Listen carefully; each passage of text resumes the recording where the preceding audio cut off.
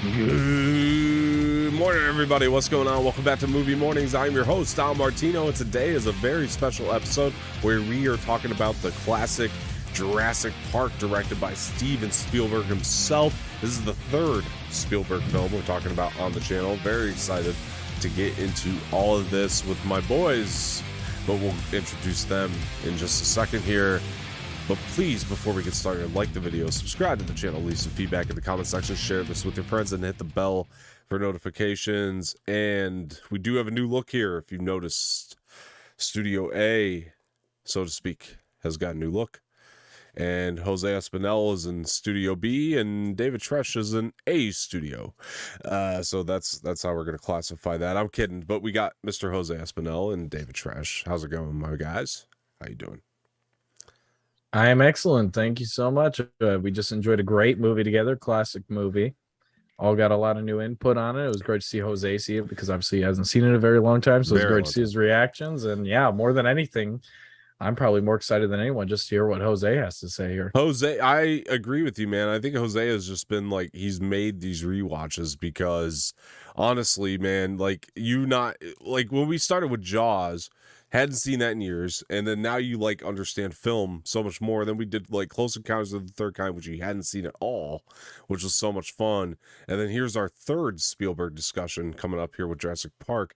So between the three movies, Jose, and I wanted to start with you on this, what are the common similarities between the three that you see? What's like the through line for Steven Spielberg? Like, are you seeing the through line or?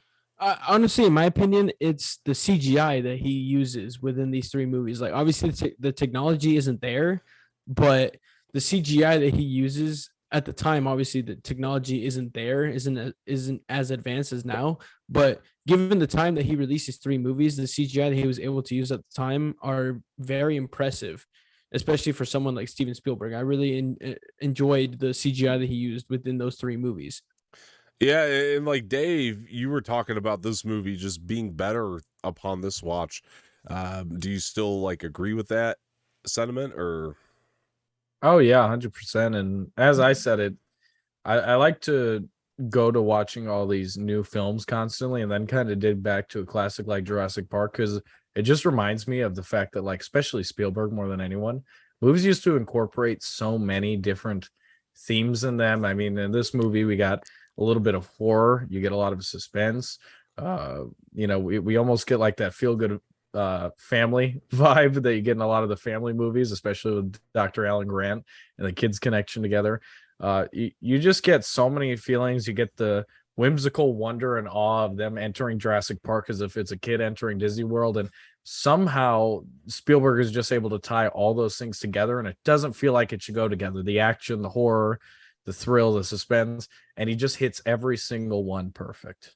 I don't disagree with that at all, actually. And you know, Jose, this is our third Spielberg film, and let's talk about Alan Grant for a second, because I watched this movie, Jose, and I'm like, how does he do it? How did Spielberg do it? The character work, man. He introduces you to Alan Grant, and he's immediately just, you fall in love with this guy. He's so good. He's so amazing. Like, Of course, like, yeah. what are your thoughts on Alan Grant just from the get-go? Like when we are first introduced to him? Obviously, he's more of a side character in this movie, but he evidently plays a much bigger role in this movie than we thought. And I really enjoyed the way that Steven Spielberg went in introducing this character and evidently portraying this character in this movie. It just goes to show that it's not always about the main character. Like, the side characters can always play the biggest roles in the film. And I think that Steven Spielberg really went in that route with this movie. Like, he really just played such a big role in this movie, a lot bigger than maybe most people thought, honestly. And Dave, you know, you talk about all the different tones that kind of go on throughout this film. For me, I think about first of all, the unlikely ensemble. I don't think that's been recreated until maybe Joss Whedon's Avengers, and then even then it's few and far between. And then when you talk about the suspense level, I don't think we've had that until A Quiet Place Part 2, which even then it's few and far between since then. So I mean, to you, like, what element, whether it be the drama, comedy. What do you think it is that makes the movie? Is it the characters? I mean, what is it to you that like drives the movie? What's the driving force of all of the elements that you named? Yeah, well, I'm glad you said it. And we had a little conversation about this before watching the movie. And that was when we were talking about all the different aspects that go into a movie, from the world building, the characters, the themes of it. And I think the driving factor is just that so many of those are hitting 100%. And those that aren't are at least hitting 80. I mean, you talk about the visuals of this movie, the cinematography, the shots, it's amazing. We got a beautiful John Williams score, because that's all you're going to get from him. That makes every shot even more amazing with the cinematography. The characters in this are absolutely amazing. Everyone from Alan Grant to Jeff Goldblum's character to seeing a young Samuel L. Jackson in one of his first roles, which is crazy to even remember. And then, yeah, you get down to the actual themes of it, and the suspense is great, which you expect. The thrill, the action is great.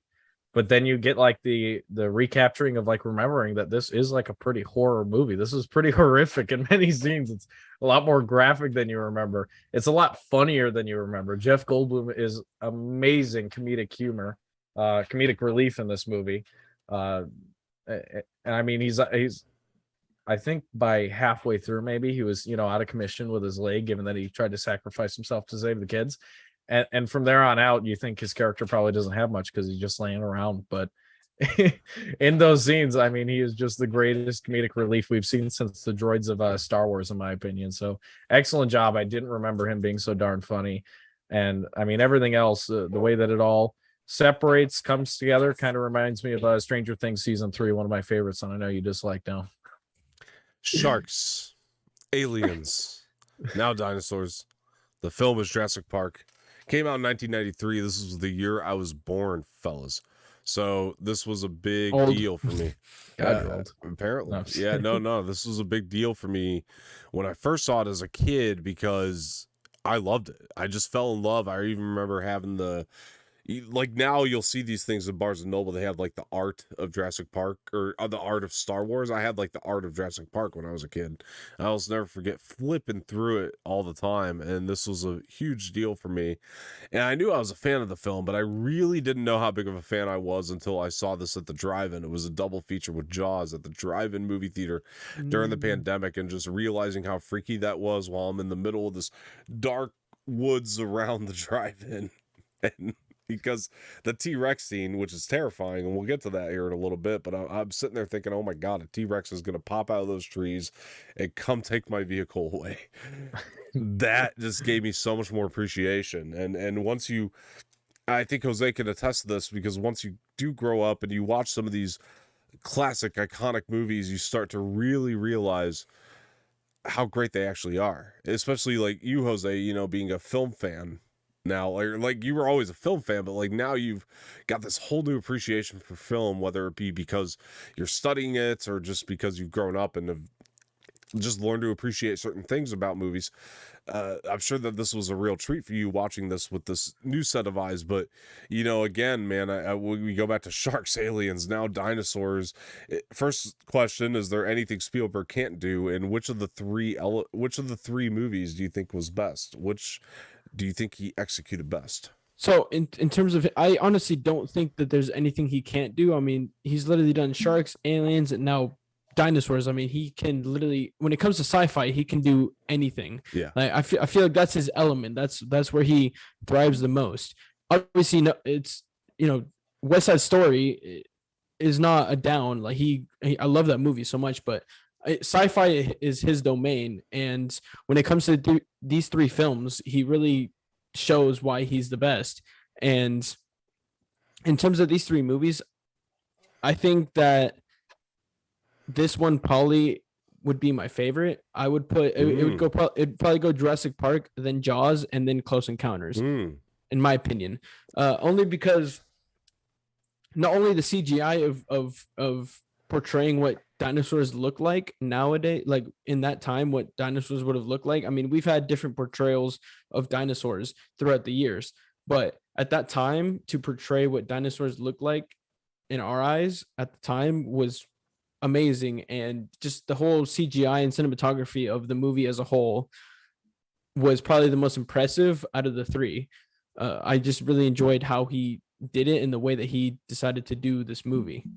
The CGI, man. I mean, and Oh, yeah. you know, this really holds up because Mm-hmm. you look at Jurassic World, even while it's not bad CGI and we've come a long way, Yeah. this actually is not too far a step down. And I think, Oh no, not at all. think what Spielberg did very well in this is the fact that a lot of the CGI, if you notice with the T-Rex, it's done in very dim lighted scenes. So Yes. like when you have that, especially the ones that are the most effective, or the ones that are supposed to be the most effective, when you have dim lighting with not as great CGI, you could do wonders with You that. don't need to in show all the time. details. Exactly. It's not like highlighting all those like details. When you like try to you're go saying. for the fine curves, you end up usually stumping your own toe, and you end up screwing yourself over. I mean, when you're going so fine into detail, generally what I realize in CGIs, especially back then, is like you damn yourself, because if one thing's off, it just looks wrong. This one is very vague looking because of the dim lighting, and yet he was able to throw like a decent amount of detail in there, especially with the face and the eyes. I mean, I meant to tell you guys, that's one of the horror aspects for me, was looking into like the eyes of the T-Rex was freaking terrifying in the chase scene. I mean, when you really look into his eyes, it's like that thing just wants to freaking eat you. Get the hell out of here. And you fully understand Jeff Goldblum's look on his face when he's like, drive. Let's go. Yep. Absolutely. And you know, for me, this is a really good example because we were doing a Harry Potter and the Sorcerer's Stone review on this channel maybe about 2 years ago. And I was talking about the first time we see them play Quidditch. And one of the things that I mentioned is it's a very dated scene CGI wise, but what made it very effective is it was chosen to be shown in a moment of absolute thrill and suspense. So when this dated CGI showed up in Harry Potter, for example, it was in these moments of absolute thrill and suspense. Kind of the same thing here, but also the dim lighting also complements it so well and makes it look so much more less dated, like we were saying. But man, the way he shoots suspense is unbelievable. Actually, the way he shoots this entire movie is unbelievable. The entire approach to this is like unlike anything we've seen before. And I was going to say to like Jose, even like watching this after years and years, I noticed like with you, I could tell in the first 5 minutes you were already so impressed by how much better of a movie this was than the Jurassic World films. Oh, 100%. And I was going to say too, like when it comes to Steven Spielberg and suspense, I mean, I bring it back to Jaws. I mean, he was able to portray suspense so well, and he was able to, carry that on here with this Jurassic Park. Watching this Jurassic Park film just made me appreciate this movie so much more and like this movie so much more than the Jurassic Worlds. I mean, this movie was just, especially for the time that this movie came out compared to the years that the Jurassic World movies came out. It's just hats down to Steven Spielberg, man. His eye for this movie was incredible, and there's just no one that can do it like him. I think about just the shots. First of all, the children actors are very good in the moments that they need to be. I was just saying, they're one of the most impressive children actors that I've ever seen. Honestly, yeah, children actors. It's actually kind of insane how well they actually did in this film. Because this was a time when child actors, people just went, meh, they're a child, they'll work. And like you look at like Phantom Menace, right, in like 1999. Oh God, Anakin. And you got Jake Lloyd, and again, I feel so bad for that kid for being shit on when he just came to do a job. But the fact is you look at Phantom Menace in 1999. Rest in peace, that what? Kid, but exactly. But what was it? 7 years later, maybe. After this, because you went from 93 to 99, so you got like 7 years after that, and we're already seeing this trend continue of like, let's just hire a kid and not care about it as much after that. But Spielberg was so ahead in the sense that he was like, no, the child actors need to be good. And with these kids, man, they did a good job. And so when we're talking about the level of suspense, I still think about that shot till this day. This always will haunt me. The T-Rex lands on top of the car. And this was creativity to the max on Spielberg's part. He chooses to use the angle of the sunroof smashing in where the kids are like under that sunroof and just smashed. And there's a sense of, even if you're not claustrophobic, there's a sense of claustrophobia to that scene because these kids are just under the sunroof. And even like when they're going into the mud, man, I've never seen anything like that. Like that hasn't been recreated since, where you got these, and it's from the standpoint of children. So it's so relatable to kids who watch it, which is probably why when I was a kid, the movie scared me, and it still scares me now when those key scenes come up. So I think that's part of the reason that the movie just continuously works. It's these creative camera angles. It's these places. Dave, you even said it, man. Like you were like, man, could you imagine being in that position? Like it's a lot of that. It's a lot of these sets that they use, which all the sets, by the way, always look fucking cool. Like all the atmosphere is so good in this movie. Like he uses sets that like it's a place I would want to stand in and be in, which is like amazing. And it's in Hawaii. Hawaii, yeah. Yep. And so I got it up 100%. And so like when you look at the sets and the locations and everything that was done, it's always an atmosphere you want to be in. It always feels extremely lived in. It takes me back to Star Wars: A New Hope. Like every set was extremely lived in. And the same thing for Jurassic Park. It's a damn near perfect film, dude. Like there's really not a lot I can say to nitpick, and even the things that I can nitpick are so overshadowed by the things that are just amazing about it. You just, even if there's a nitpick, you're not, at least for me, I'm not really too concerned about that because there are just amazing moments. Let's talk about even just some of the side characters here, because Spielberg had this thing where he even wanted to make the side characters iconic. You look at Samuel L. Jackson's character with the we kept pointing out the cigarette. He gave him like a trademark and a line that was so iconic with "Hold on to your butts." Like who thinks of that? Like that stuff is amazing. Genius. And then you have Clever Girl guy who was incredibly iconic. Clever girl. But you know what the dynamic of what's brilliant about the dynamic of the characters, honestly, is we have these paleontologists in the beginning, with Dr. Grant, who's immediately, again, likable, badass. Everybody just wants to be this guy because he just has such a smooth edge about him, which, again, is something that Spielberg and Lucas can only do with characters. And I don't think it's been replicated since. Indiana Jones. Exactly. And that's Dr. Grant, right? He's another Indiana Jones. Like, he's another iconic character that everybody just wants to be. Dr. Stephen Grant from Moon Knight. He's a much more homely, I think, version of essentially Indiana Jones. He's totally his own character, but in terms of like his swagger, not so much cockiness, but he's a very homely, down to earth, respectable, handsome version. Yeah, kind of like Harrison Ford's Indiana Jones with Spielberg. Yeah, and then you got Dr. Hammond, who's like the sweet old man and likable from the very beginning, but he's being questioned by people like Jeff Goldblum's character, right? Dr. Ian Malcolm. And he's being questioned by these guys, and they're really the ones who are correct from the very beginning on this. And I feel like with Dr. Hammond, he immediately loses sight of the importance of humanity because he's so obsessed with these dinosaurs. But the problem is, it's not even a problem with the movie, but I'm saying the problem is we're siding with the people who are wrong. These crazy paleontologists, even though the other folks are right about this stuff and the dangers of Jurassic Park, which are being explained like right from the very beginning, yet we somehow side with these folks who are so obsessed. And I think a lot of that is that sense of wonder. And when they see the dinosaurs for the first time, it's like, because they're passionate about it, we're suddenly passionate about it. You might not give a shit about dinosaurs, but when you watch this movie's going to make you give a shit about dinosaurs. Because you have to give a shit about these characters. And that's the only reason the suspense works at the end of the day, after analyzing it further. Yeah. If you don't have that, if you don't give a shit about dinosaurs the way the characters give a shit about dinosaurs, then yeah.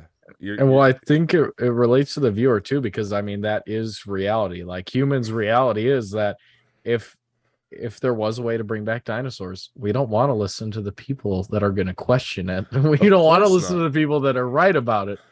We want to believe that we could put Elon Musk in charge of that thing and it'll all be okay and work itself out. Of course not, because at the end of the day, if dinosaurs are as cool as of a concept as these people made it in the first 20 minutes of this movie, chaos will ensue. Exactly. But you don't want to listen to the people that tell you that they're not that cool, right? Because the movie, like you said, David, I mean, Dr. Grant puts such a swagger behind it. You know, when he's freaking out that kid in the beginning, you're just like, God, this guy's cool. I want to be this guy. This guy's awesome. This is the coolest uncle you've ever wished that you had. Exactly. You know, it is so brilliant too. And this is where a lot of speaking of like genre bending, a lot of the heart comes into the movie is they set up very early on, very brilliantly, that this guy, he has an affinity for children. He does not want children. He does not want to be around children. And he's put in a position, so brilliant, to have to protect children. Yep. And damn, did the heart come in. I mean, what do you guys think on that? Yeah, I think it was absolutely excellent. I think this is where the child actors played in so great, is that the child actors are so unbelievably good at their roles and at many times charming, as kids usually are, because children are stupid. They're smelly, as Dr. Alan Grant said.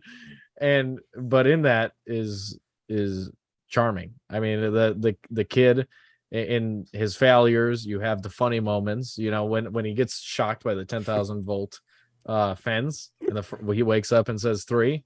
Yeah. That's a great moment right there. And in that you see everything. The kid, like, all he has to for Dr. Alan Grant, from an adult perspective, all you have to do is jump. Get out of there. Jump, man. Yeah. But he's a kid. He's frozen. It's not that simple. And in that, you have a lot of stress, but at the end of it, obviously you have the heart and mind of a child, which wakes up and just says 3. Yeah. And I think in many of those roles, it was a great thing that Spielberg, got them to focus in on this relationship of him absolutely wanting zero to do with children in any way possible, and then being forced to care for these children. And in the end, he really does care for these children.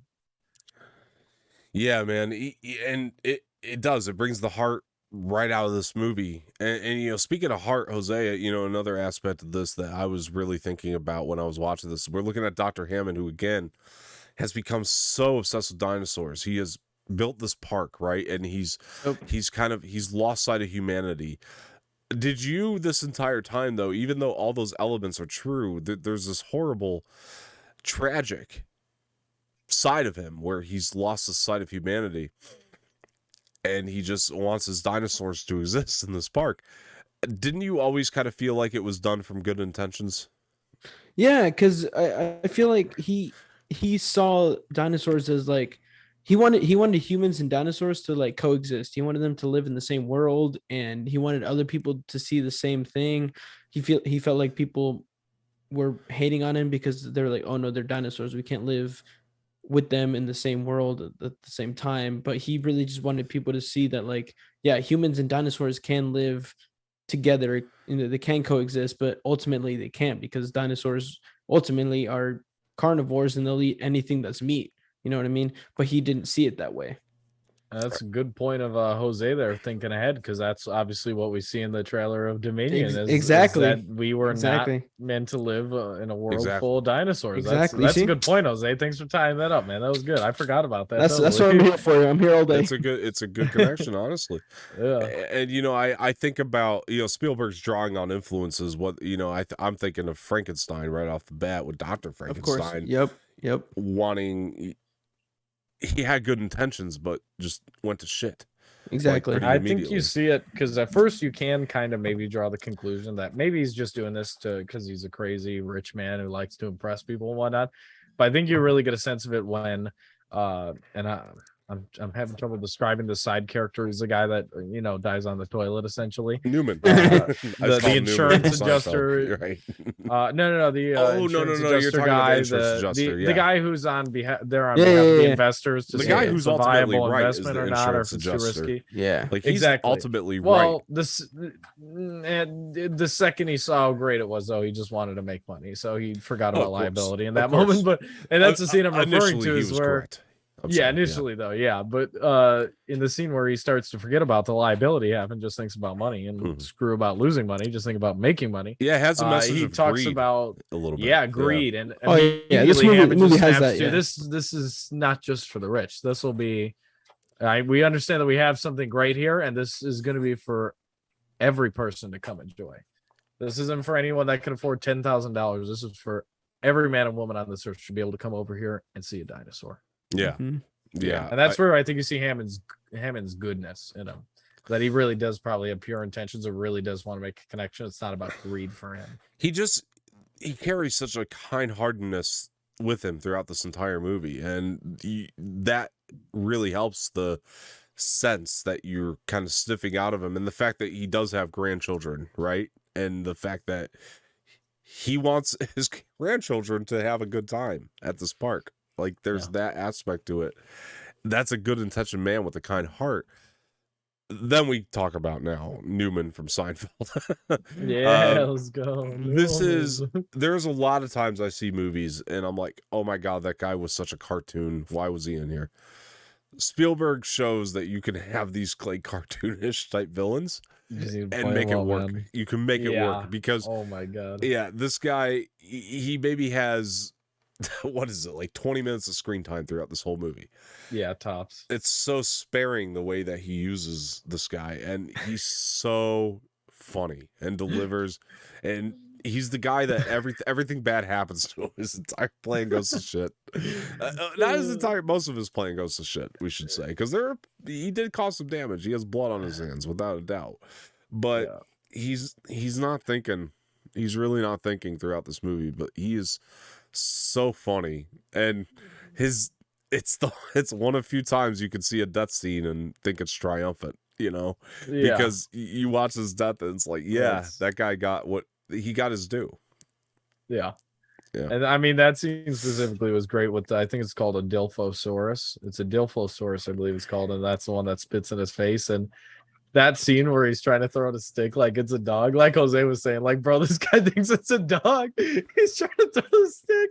He's like, I was explaining to Jose, I was like, yeah, this guy's like a computer nerd. He doesn't understand dinosaurs. He doesn't care to. He probably thinks this thing is a vegan. Like, he has no idea that this thing's about to absolutely shred his face. Right. And in that, I love the comedy of it because he has no idea that this thing's about to shred his face. And he thinks, I'm going to throw it a stick. Right. He's like getting annoyed by it. He's like, okay, yeah, I'm going to come down here and hit you with my car, you bastard. Get out of my way. He's sure enough, he doesn't even make it up the hill. He's trying to get his way up the freaking hill, falling on the way up, and just absolutely gets his ass kicked by it. I mean, that was one of the funniest / most rewarding deaths you could ever have. And yeah, his character, the second he comes on screen and the Dodgson guy was up and he goes, Dodgson, we got Dodgson here.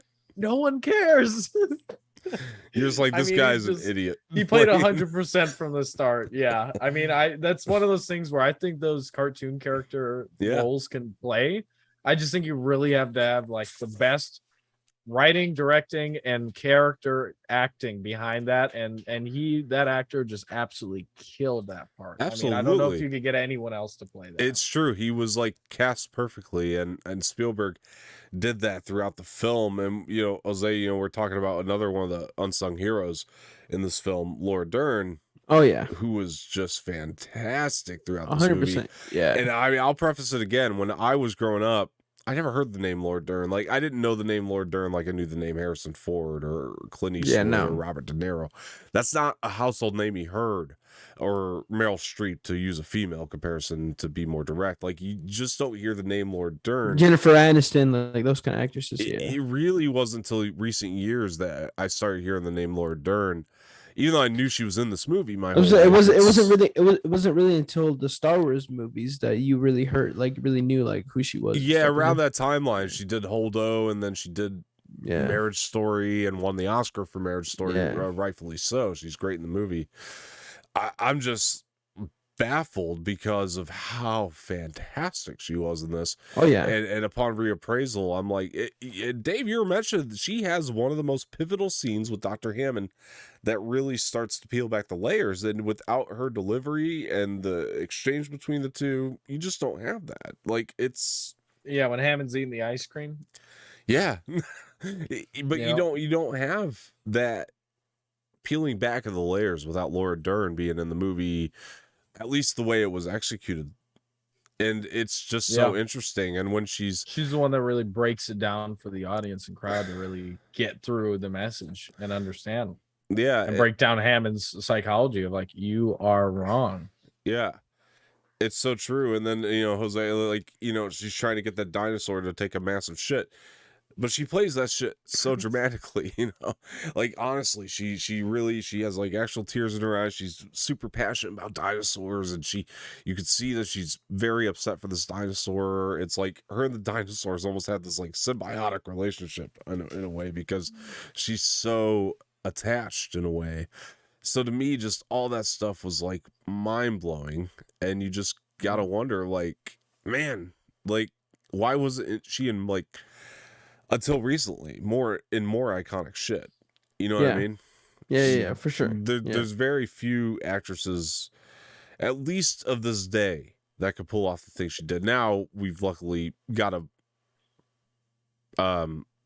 plethora of actresses that you can like choose from and be like, I love that actress. I love that actress. I don't think in 1993 we had that, and so when I watched Laura Dern in this movie, I'm super impressed. I'm like, man, she should have been hired more at the time.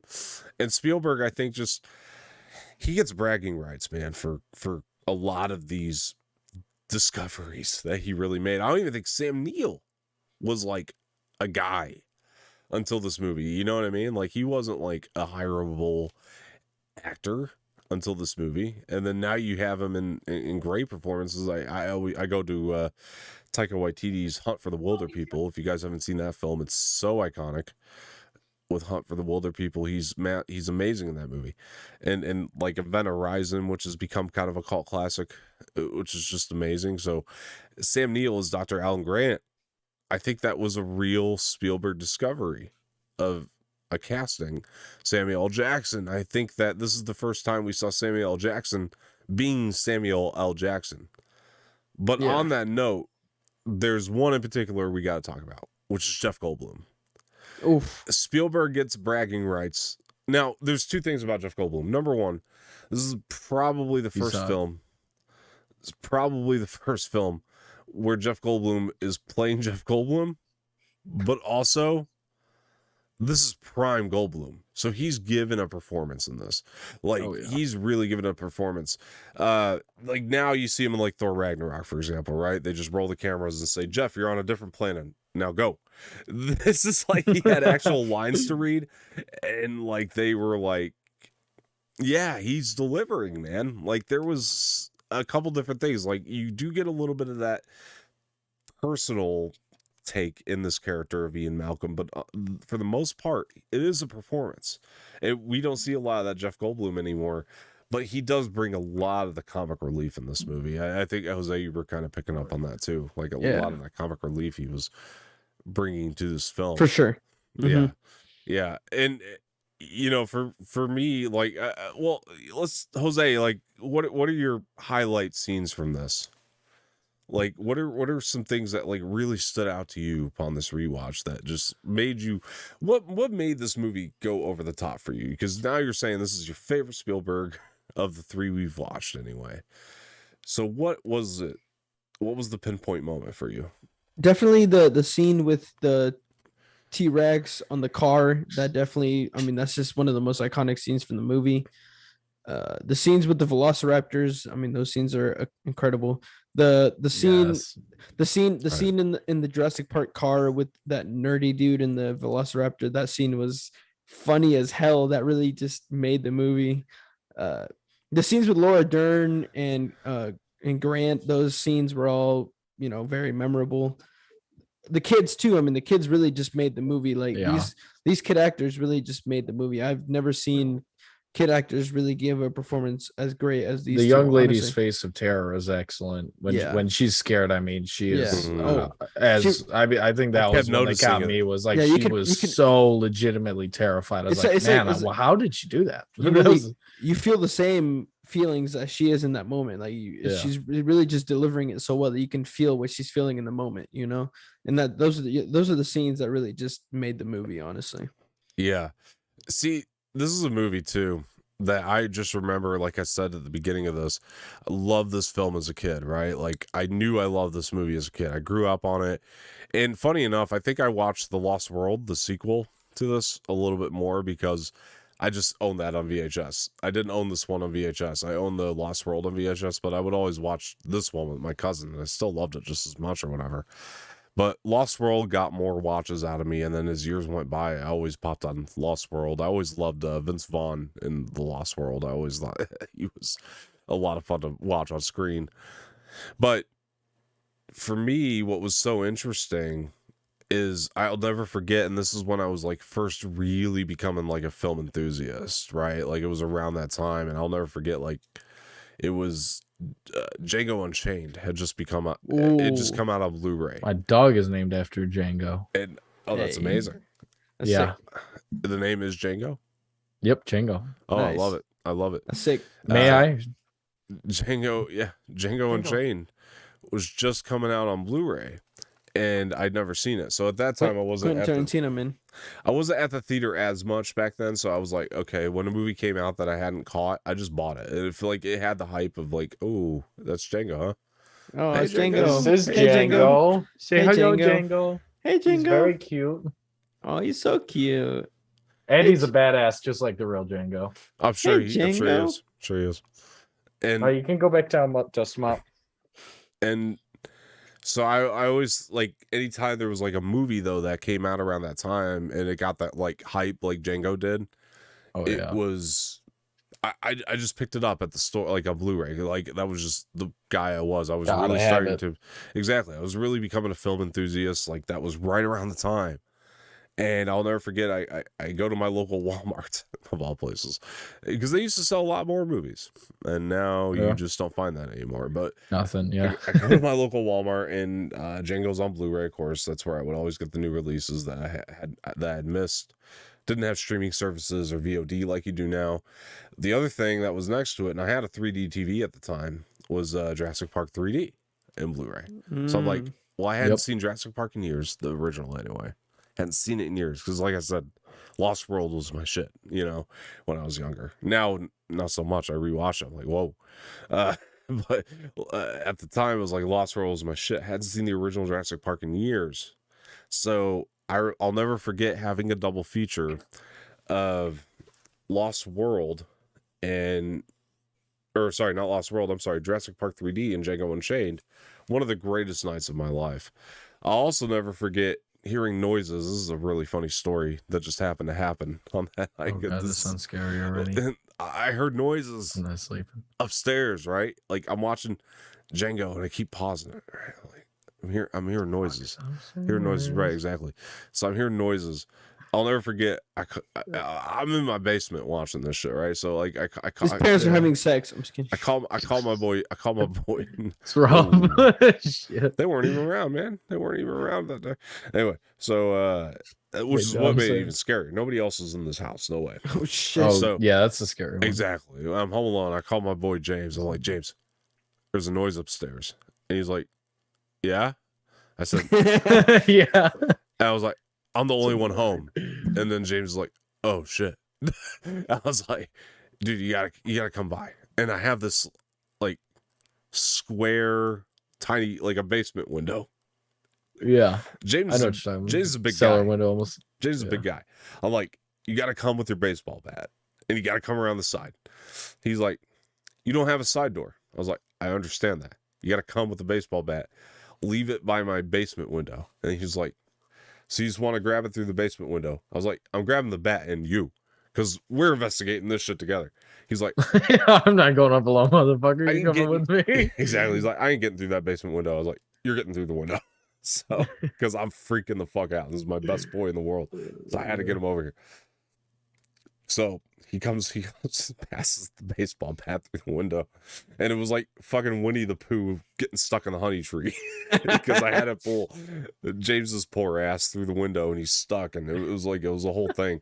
He finally got in with a couple squirts of WD-40. We finally got him in here. So WD-40. so we got him in. WD-40 duct tape. And the poor bastard goes upstairs with the baseball bat, and like he's like looking. We're both kind of freaking out because he's hearing the noises too. We have no idea what the noise was till this day because nobody was in the house. So that was just something surrounding that. And then we watched Django Unchained together and had a good time. Because I was like, this movie's awesome. I'm gonna hit play. You gotta watch it with me. Anyway, but I'll never forget watching Jurassic Park before that and just being so impressed as an adult, like about how much this movie held up. Mm-hmm. How much I still love this movie, the things that I understood with adult eyes that I didn't understand as a child. Did either of you two have any of that today or recently? Or I have that all the time. There's a list of movies that I just need to keep rewatching because as an adult, I'm like, oh shit, this movie is freaking amazing. I thought it was good. It's amazing. Yeah. With this one, the biggest one just really being the themes and the dichotomy of how would you say the different morals and views of the people there. As a kid, I just see dinosaurs, I see the wonder, I see the awe, I see some of the horror. But in terms of the actual debate as to whether or not ethically the Jurassic Park should even be a thing is something that as an adult rewatching, I could understand much better. Mm-hmm. Like I guarantee you when he was talking about the theory of chaos and I'm like fucking 10 and I'm watching this, I'm like, don't know what the fuck this guy's talking about, but there better be a velociraptor in 5 minutes. Yeah. That's exactly where my mind was at. So, dude, paleontologist, man, that's a big word. That's exactly what James said when he was walking upstairs and with the baseball bat. I don't know what the fuck this is, but there better be velociraptors or somewhere. I got scratches all over my fucking stomach from going there. There better be a velociraptor around here somewhere. There better be something in here good. Oh my god. Fucking Django Unchained and shit. Fuck your Django Unchained. I'm going home. That's what James said. He was like, I'm using the front door. Fuck you, and I'm going home. We're not using the window anymore. No. Jose, after rewatch for you, was this kind of the same? Because like Dave and I were saying, it's we know we love this as a kid, but like it's that realization of no wonder I love this as a kid. It's one of the greatest films of all time. It's not just a good movie. It's one of the greatest films of all time. Did you kind of have that today, or was it a little bit? Yeah, especially. I can look back now and see. Yeah, I mean, the reason why I love this movie so much is because I appreciated it so much as a kid, but I can appreciate it so much more now too because I'm more of a film enthusiast now and I'm studying film and stuff like that. It's just such an iconic movie and it still holds to this day, and it's not surprising that it does because of how great a film it is and what Steven Spielberg did when it comes to dinosaurs, the way that he wanted to portray them and go around showing humans trying to live with dinosaurs, trying to coexist. It was very impressive and it was very cool to see. Yeah, I agree, man. And you talk about Spielberg too. I question this, and I will open the question to you guys. We talk about George Lucas and A New Hope and the magic that was captured there. We talk about, I always talk about anyway, American Graffiti and the magic that George Lucas captured in that movie. There really is like a magic going on with that. And it's the same with Spielberg with Jaws and Close Encounters of the Third Kind and E.T. and Jurassic Park. Yeah. There's a magic that's not there anymore.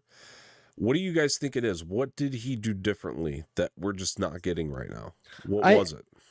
I think it's originality. I feel like these days directors and stuff kind of just try and go for what's making money and what everyone's doing to make, a lot of money. I feel like directors these days are like, all right, this is making money. Let me do something similar, but not super original. I feel like that's the difference between George Lucas and Spielberg compared to directors nowadays, is that they really were able to come up with something original that they wanted to do and really put out there in the film that may have not necessarily gotten them the support that they thought, but in the end got them some kind of support and ended up blowing up the way that it did.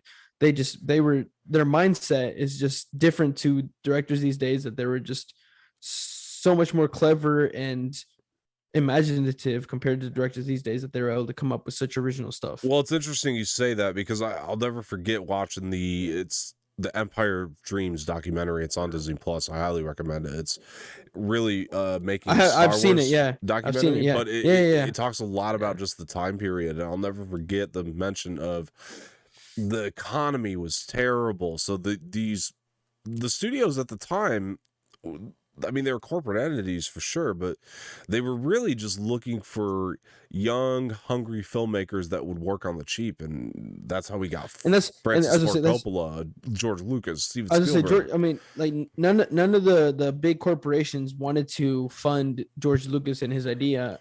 It wasn't until 20th Century Fox was like, all right, yeah, cool, we'll fund you and let you release, these kinds of movies, and it's a good thing that they let him do that, because we wouldn't have had Star Wars if it wasn't for them. Yeah. What is it for you, Dave? What do you think that Spielberg did differently that we just don't capture anymore? There's a lot of things. One of the things that I could say, speaking to one of my fortes, is character study, and I think one of the most basic things that is overlooked, and it's almost lazy to me for most writers and directors these days, is having competent protagonists. Most people don't want to see a bumbling loser of an idiot just luck his way through a plot. And we actually want to see surprisingly competent people do competent things. And that's what we got in this movie. We got professionals that know what they're doing. And all the bumbling idiots are side characters, or the idiots that put them in this predicament that should not be praised by any means. And the heroes are the competent people that pull through and take care of the ones that aren't competent, for instance, like the children, because obviously they're children. It's not their fault. They're kids. Dr. Alan Grant. And even in the kids, you find more competence than most protagonists in movies these days. I mean, I don't think, and this isn't a total bash at Star Wars, but if you just compare the original trilogy to the sequels, one of the things I appreciate about the original trilogy characters is that although you may look at someone like Han Solo as a lowlife and a scumbag, he is competent. He is very good at his job. He's one of the best of smugglers. Does he have to drop his cargo at the side of Imperial sometimes? Anybody would. But all these people that you're running into, from Obi-Wan to Luke to Han Solo to Leia being probably the most underrated in terms of competency, are very competent. They are very good at their jobs. They're good at what they have to do, and they accomplish it. Yeah, man. I mean, you're not wrong there at all. And the thing about that I would say is definitely, you talk about even the characters that aren't competent, these side characters, and typically, especially in this movie too, when they aren't competent, you can give a reason for it. Like you were saying about the kids, they're kids. There's an understanding of why they're not as competent.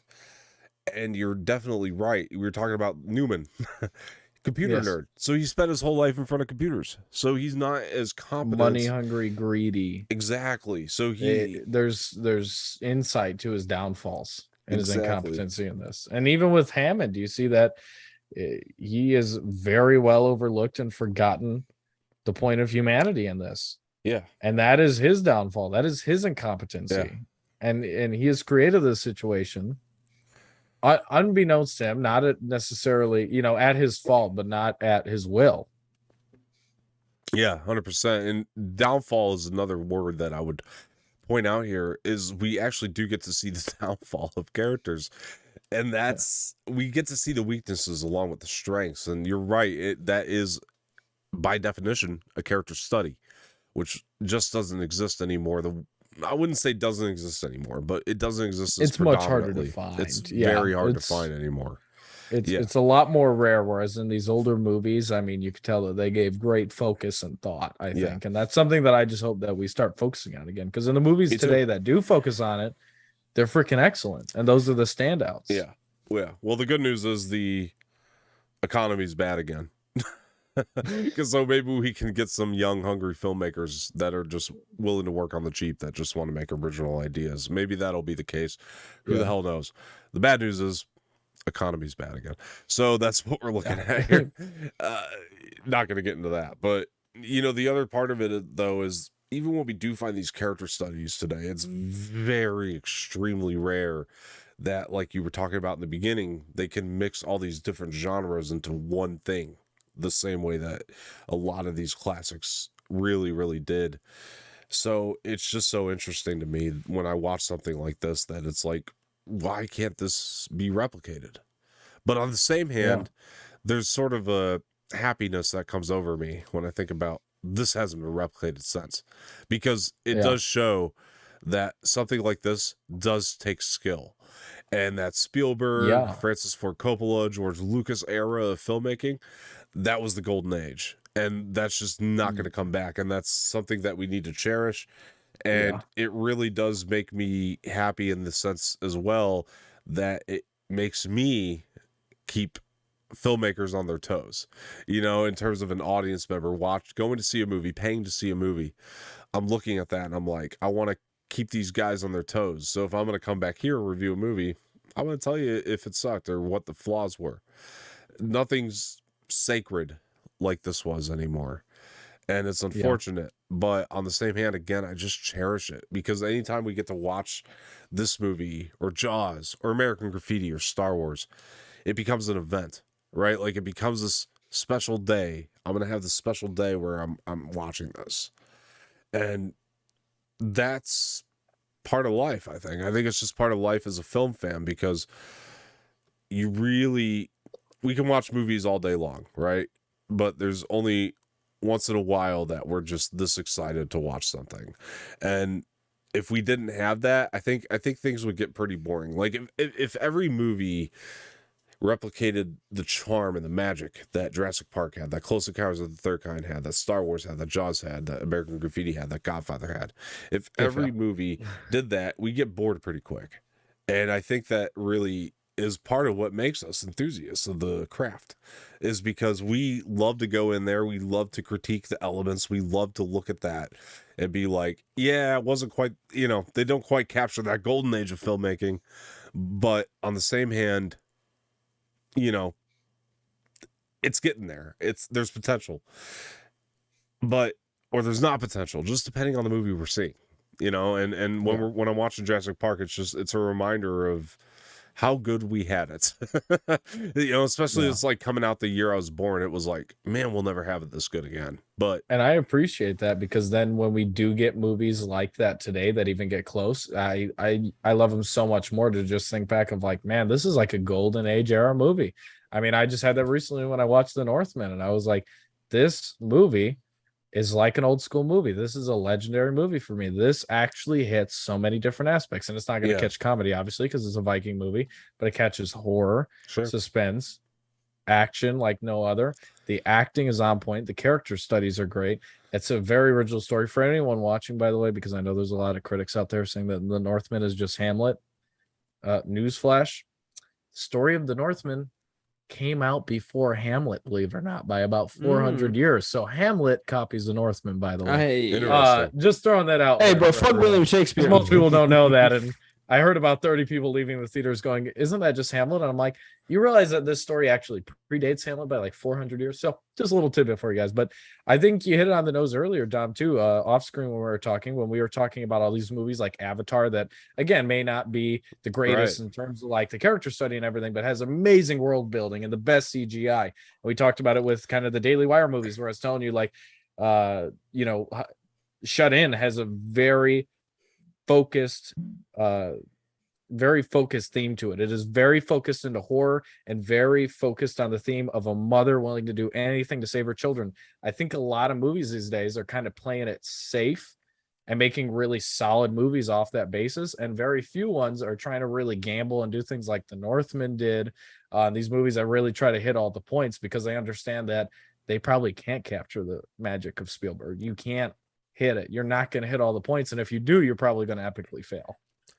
Yeah. And speaking of The Northman, I mean, Robert Eggers is one of those guys who really is working hard to just make his own original stuff. And I hope 30 years from now we're looking back at like Eggers movies and being like, that was the golden age. Like, I hope a new generation does that, because honestly, there are still those guys like Robert Eggers. I love The Witch, and I love The Lighthouse. I haven't seen Northman yet. I need to. I know it's on Peacock now, so I'm getting around to it.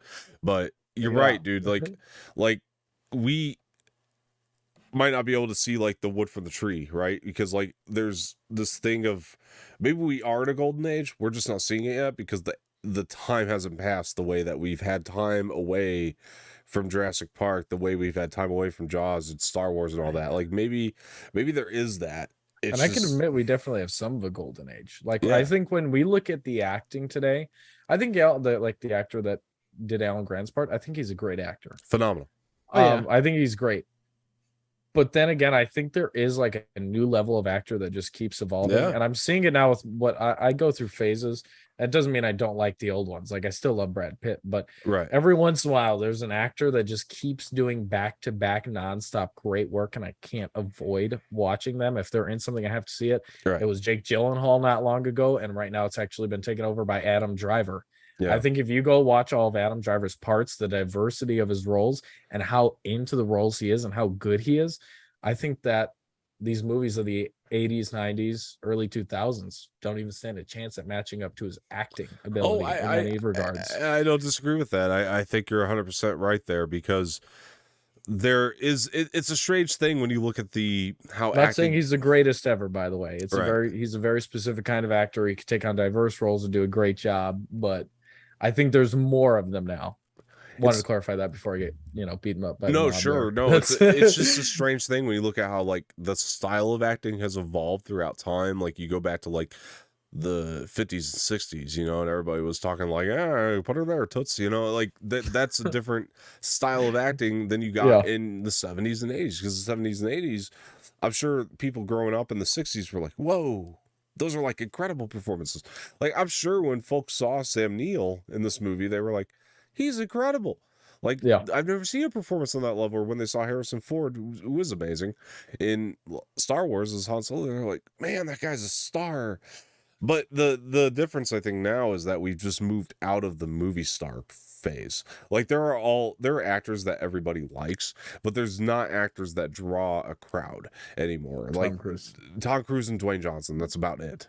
And then anymore, you don't have actors that really Nicolas Cage, and maybe greatest a little, living actor and then Brad Pitt and maybe Leo. Like other than that, you're stretching. Leo. And even that's stretching a little bit, because even that, I'd say ever since like 2016, I'd say that's pretty much stretching. Ever since The Revenant. And unfortunately not Will Smith anymore.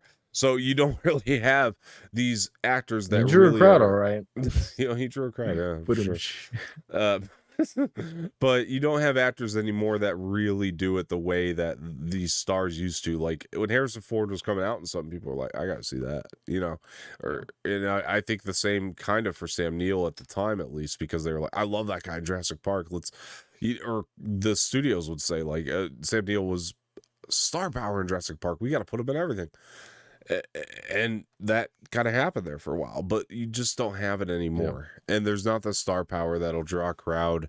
It just doesn't happen. So it's funny because I'm now that you're saying that, I realize it, and I'm so fine with that trade-off, because like I love Harrison Ford. He's an amazing actor. I don't think Harrison Ford can capture the passion that Adam Driver has in his acting. Oh, sure. Like I'm almost so ready to and willing to be like, all right, yeah, I'm fine with that trade-off. We're not gonna have movie stars for a good while. Oh yeah.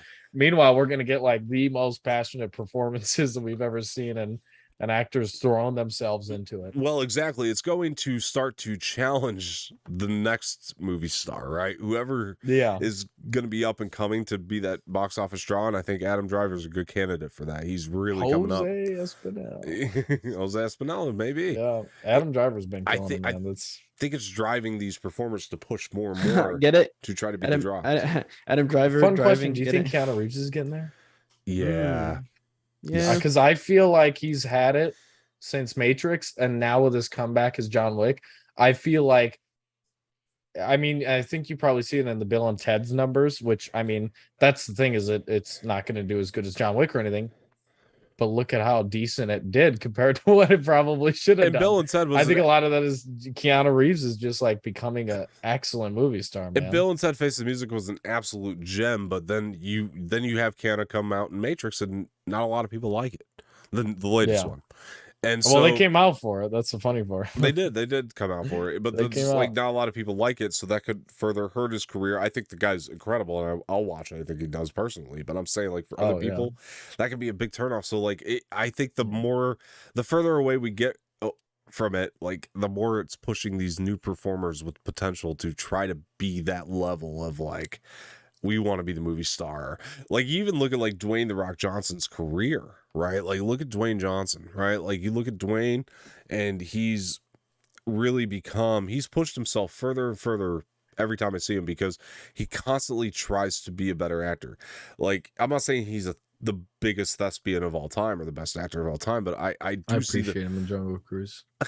Me too. I think he's great. That wasn't a joke. I think he was when I see him in Jungle Cruise, because I've seen a lot of his acting, but not like a lot of his new stuff. Like I haven't seen two of his best performances apparently in San Andreas and stuff. But or whatever the other one was. San Andreas, I'll have to watch that. Amazing. But I mean, that's the thing that I appreciate going to like watching his old school movie Walking Tall, right? And the rundown, and then watching him in Jungle Cruises. In Jungle Cruise, he is trying his ass off, and it shows. It's not just like he's trying. He does such an excellent job in Jungle Cruise. I mean, another perfect spot for that kids movie. Another great movie from him too was Skyscraper. That shit was those are the ones that I got to see. Yeah, I saw Rampage. Oh, Rampage was amazing in Skyscraper and in San Andreas. I mean, San Andreas I've seen at least like 5 or 6 times in my life, and that movie is amazing. But Skyscraper is also another great movie from I really enjoyed Skyscraper. Yeah. Oh yeah, great movie. Yeah, honestly. I really enjoyed Skyscraper, but he pushed himself. But look, I think everybody's got the point on that. The last thing I wanted to kind of go into here, because we're not going to have a chance before Dominion comes out to really reflect on the Jurassic Parks that came after this, and honestly, well, after this movie, I mean. After this original that we're here to talk about, I mean, is like, we're not going to have a real chance to rewatch those and do discussions on them yet. So maybe later down the line, if you guys want to see those, let us know in the comments and we'll definitely hop on it. But other than that, like, we just won't have a chance before Dominion. So I did want to kind of reflect on it's funny, reflect on the future of Jurassic Park from this one though. And like, just kind of talk about like, all those movies and kind of where they hold up for all of us, even though they all, to me, pale in comparison. So I'll just start. For example, like I think that Lost World is funny enough, even though it's directed by Spielberg, did not hold a candle to this original Jurassic Park. It was honestly one of his worst attempts at a sequel. And then I think Jurassic Park 3 is actually garbage. Even though it has some fun moments and Dave likes it. I get it. We'll get to Dave in a second. I just don't think it's good at all. And Then there was Jurassic World, which honestly is the best since this one. I thought Trevorrow did a great job bringing honestly, that back. yes, excellent, 100%, yeah, really great job bringing that back. And then you had Jurassic World Fallen Kingdom. Oh, that shit was which is actually one of the worst movies I've ever seen. I contend. I think it's really that bad. Even though, speaking of star power, Chris Pratt is really good in the movie. It's nothing to do with him or the performances. It's just Chris Pratt might be a modern day superstar. Absolutely, yeah, true. Yeah, that's one. I think people go to see Chris Pratt. They do. Actually. Oh, 100%. Yeah. Look, he's in Thor. He's in Thor: Love and Thunder. People are gonna go see it because of him, because of Chris Hemsworth. I mean, dude, people don't even give a shit about Chris Hemsworth or Thor. They're for Star-Lord. As soon as I know Star-Lord's done on screen, I'm just leaving. But as soon as the movie ended, Fallen Kingdom, I did like what it set up. I like that it's set up. Okay, dinosaurs are out in the world. This could be really cool with the right filmmaker. And that's this Dominion with Colin Trevorrow. I think he's Trevorrow really coming back is a good sign. Yeah. Trevorrow, yeah. And the trailer itself just really makes me even more interested in this movie, and really Trevorrow's a game winner, dude. Yeah. Oh, that's why he should have done The Rock at the 3-point line with seconds left. He'll do it. He should have done episode 9. Right. Well, let's be transparent here, Jose, because we've read his original script for episode 9, Star Wars episode Yeah. 9 that he Yeah. had, and we Imagine if know he took 8 and 9. we know maybe, but no, we Yes. know that the guy can close a trilogy and 100%. like And connect he would everything have together so well. He would Yeah. and he would have done that for episode 9 Yeah. if he was, a part of it. And I feel like he's going to be able to close this trilogy very well. And if anyone can do it, it's him. You know, and honestly. funny enough, it's so weird. The reason he didn't do Fallen Kingdom is because he was working on that script. Right, And exactly. It's like, Yeah. so That's otherwise it funny. would have been just as good. You know what I mean? I feel like it would have been R.I.P., just as good dude. with him. Yeah, 100%. Mistakes. Yeah. He's a talented director, honestly. really man. is. My guy, he You know I what's feel like sad? what?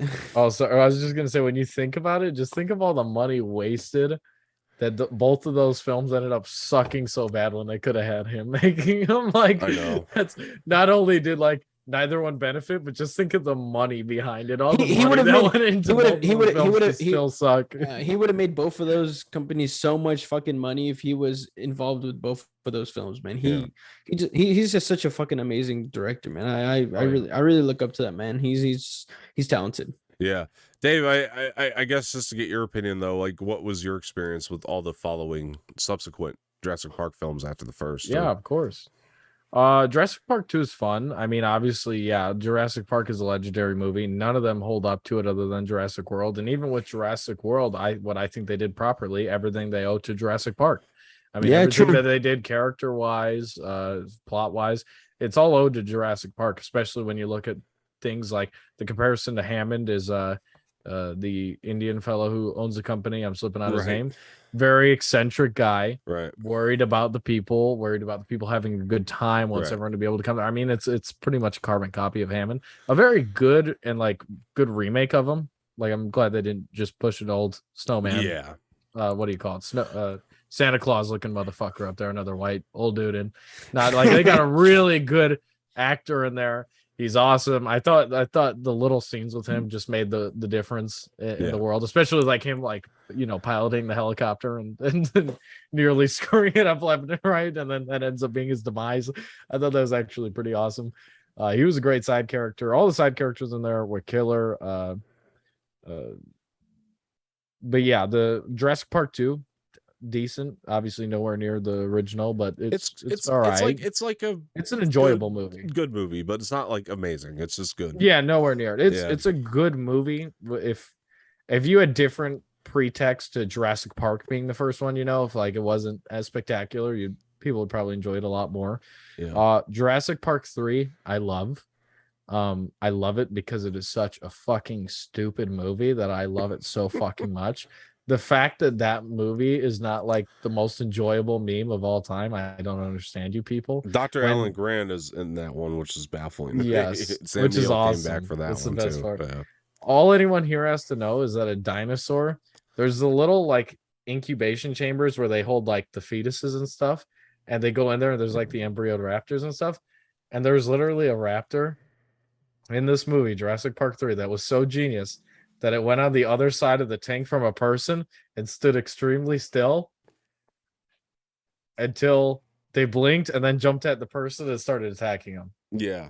If that's not the stupidest it's funny funniest thing it's funny as you've hell. ever seen in your fucking life, I don't even know what to tell you. Funny if you can't watch that, die laughing. That's why I say enjoy the hell out of that movie. It's a garbage so movie, stupid. but it's not as bad as Fallen Kingdom. Like To me, it's the scary movie. It's more enjoyable. It's a scary movie, like the It's Scary Movie franchise, right? That's what it is for Jurassic Park. It's like a spoof. scary movie version. It's a spoof. Yeah, Yeah. that's what I was looking for. So that's my thoughts on those. Jurassic World, again, just really up there with Jurassic Park. Excellent movie, great characters.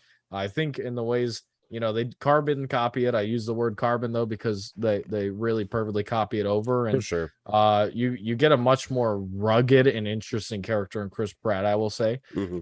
Alan Grant's great, but for the time to spice things up and with the Mhm. amount of action and CGI they jam pack into it, Chris Pratt's character plays in freaking great. Yeah, I He's agree. a badass He's that we all the wanted highlight. this. Yeah. And as well as the villain of the film in the first one is absolutely excellent. The military dude is trying to get the raptors, basically exploited for military use and to win these wars, and really is in it for the money at the end of the day. He was absolutely excellent, and he draws comparison to someone in this movie that I'm blanking on. I don't know. I'm drawing a blank on that one, but I mean, the movie is excellent, and I'll agree with Dom in the fact that The Fallen Kingdom is one of the worst movies I've ever seen in my life. I was embarrassed the entire time. Yeah. I felt bad. I bragged so much about Chris Pratt. It's not Chris Pratt's fault. No, but, it's like not. if I was Chris Pratt, I think I'd like go to stores and like destroy all the Fallen Kingdom discs so that no one would see it. Chris Pratt's still delivering. Bryce Dallas Howard's still delivering. I mean, Yeah. they're being the action Bryce is stars we great. want them to be. They're really doing well. But yeah, Jose, what's your experience been with the franchise as a whole outside of just this first film? This first film is definitely the most iconic. The second one, there's aspects of it that I like and I enjoyed, and obviously it doesn't compare to the first one. The third one, probably like less than the second one. I mean, there was fuck you.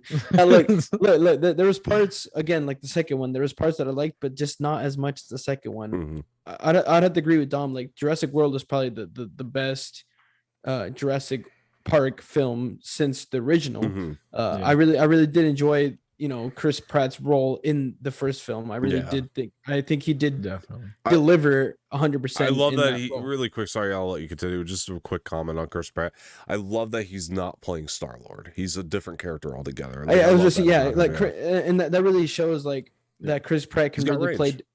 As I say, it shows his range and that he can play different characters. He's not just Star-Lord from Guardians of the Galaxy. Right. He can play really any role, and I can't wait to see what he gives us in this third one, because obviously in the second one it wasn't nearly as good as the first one, and that's no shot at Chris Pratt. I think that was really more of the direction that he was put in, because obviously it's not Colin Trevorrow doing the second one. Whereas I think with this third one, because Colin Trevorrow's back, I feel like, he knows Chris Pratt, and what he did with Chris Pratt in the first one, I feel like he's going to definitely deliver with him in this third one. I hope so. So I can't wait to see what Colin Trevorrow and Chris Pratt do with and the original cast coming back is just. That's just nostalgic. Obviously, we love to see that, and I can't wait to see how they come into this part and really just play their roles perfectly. Yeah. All right, guys, look, that's it. We've had our discussion. Been going for a little over an hour, so we're going to get out of here. But I really do hope all of you enjoyed it. If you did, we are going to do a lot more rewatches in the future, and a lot that I think are going to cause for very interesting discussions. So I'm so excited to get to a lot of those. So if you want to see those, do subscribe and hit the bell. That way you get notified in the future of more classic rewatch discussions. So I do appreciate everybody's time. I'm going to turn it over to these two gentlemen here. First starting Jose, where can people find you? You guys can find me on all socials at Type1 Latino, all lowercase, all underscore, and on stereo. Thank you for being here, my friend. And of course, with Jose, this was fun. I'm sorry, with Dave, where can people find you? I'm here right now. Yeah. No, right. I'm just kidding. You guys can go ahead and find me at Snapchat, at Instagram, at BKingDavid. You can also find me on stereo at BKingDavid.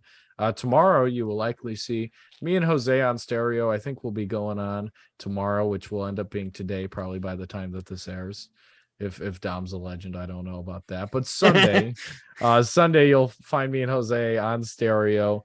We'll probably be playing some Battlefront 2, talking about Star Wars a little bit, talking about Kenobi. We're going to be talking about some Game of Thrones, because Captain Phasma is the same actress as Brienne of Tarth. She's killer in both, except for the fact that they ruined Captain Phasma. So you guys can catch us there, and we'll talk all about it as Dom rolls his eyes and probably plays with us. All right, guys, look, that was it. If you guys haven't seen Jurassic Park, for 2 questions, what the hell are you doing here? Second question, why haven't you watched it yet? I was literally about to say that. But a comment, please go watch it. I hope we inspired you to, if you haven't seen it. Actually, that's great. If you haven't seen it and we inspired you to watch it, find Jesus. But I've been Dom Martino. You can find me in Jurassic on Park. Go look for him. You can find me on Twitter at Dom_Martino_, and on Instagram, Dom_Martino_official. And you can follow the Anorax pages on Twitter at Anorax Official across Twitter and Instagram, actually. So make sure you go do that. I want to thank you guys again. Smash that like button, and we're going to get out of here. All right, guys. We'll talk to you later. Bye-bye.